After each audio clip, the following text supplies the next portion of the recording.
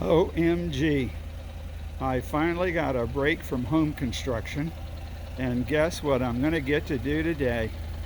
I'm giving her a bath, and maybe next week I'll start working on putting on the uh, ceramic coating and also the new brake pads.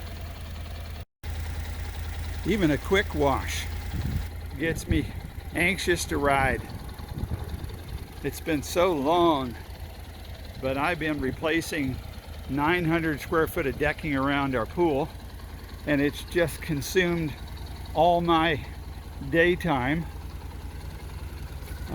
where I could have been biking. But that will soon change. And she looks good. It's hard to believe I have almost 7,000 miles on her, but she's a great machine.